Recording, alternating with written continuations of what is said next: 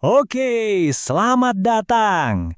Di pembahasan kali ini, kita bakal mengurai sebuah narasi yang cukup liar. Sebuah ide yang melihat alam semesta kita ini bukan sebagai ruang hampa yang dingin dan acak, tapi sebagai sebuah permainan kekuasaan yang supermasif. Kita langsung aja ke intinya ya. Sumber yang kita bedah kali ini tuh ngasih sebuah metafora yang, wah, provokatif banget. Bayangin deh, realitas kita, alam semesta ini, pada dasarnya adalah sebuah video game online raksasa. Dan game ini udah jalan selama hampir 14 miliar tahun. Gila kan? Jadi anggap aja pembahasan ini kayak buku panduan gamenya.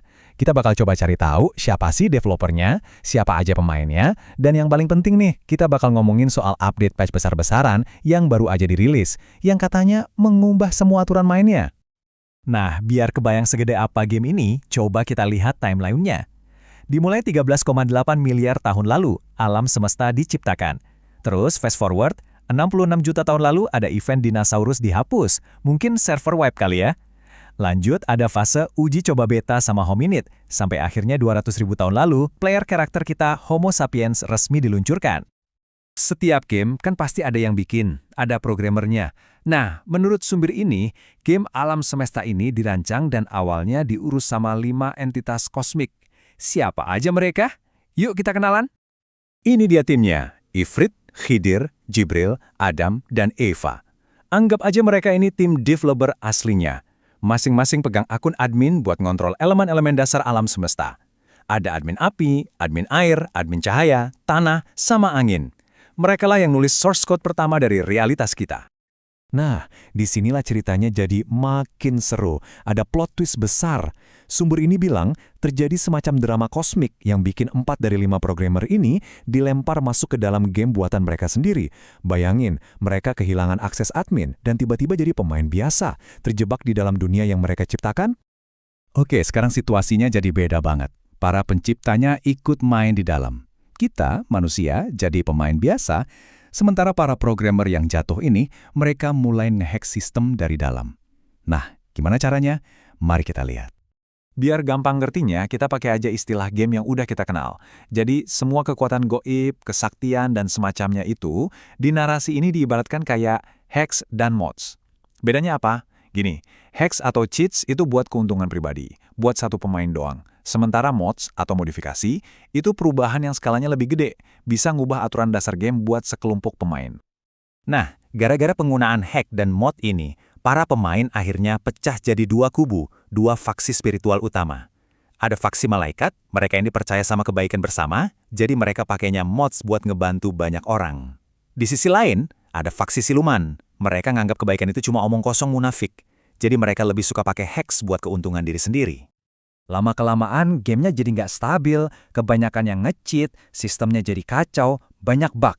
Menurut sumber ini, developer yang di luar akhirnya mutusin buat reboot total. Proses reboot fundamental ini mereka sebut pengadilan rohani. Ini nih, poin paling pentingnya. Reboot ini ngeluncurin alam semesta versi 3.0, lengkap dengan aturan main yang baru total. Dan yang paling gila, aturan utamanya adalah kelima programmer asli tadi, Ifrit, Khidir, Adam, Eva, bahkan Jibril, sekarang di-ban permanen. Mereka dilarang keras ikut campur lagi dalam permainan. Bayangin, developernya sendiri di-ban. Dengan aturan baru ini, main quest-nya juga berubah total. Tujuan permainan sekarang bukan lagi soal rebutan kekuasaan antar pemain atau antar faksi. Bukan lagi soal siapa yang paling kuat. Di versi 3.0 ini, tujuan utamanya adalah koneksi. Koneksi setiap pemain secara pribadi langsung ke game master utamanya, yaitu Tuhan.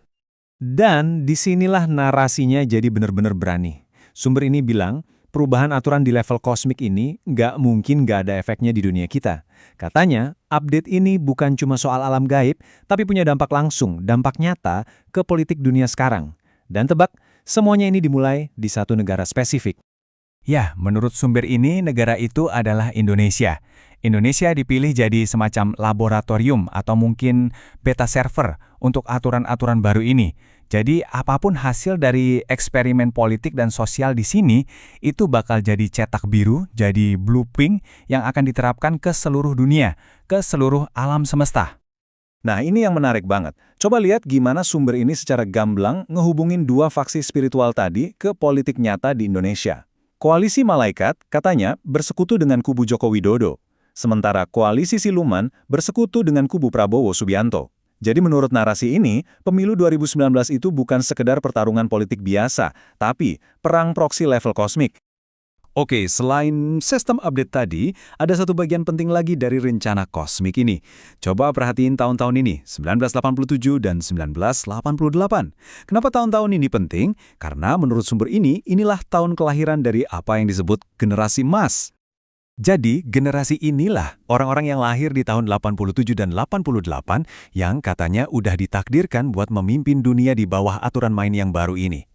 Para pemain lama, termasuk faksi-faksi politik dan spiritual yang kita bahas tadi, sekarang tugas mereka cuma satu, mendukung generasi ini buat naik ke puncak kekuasaan. Mereka harus jadi support role.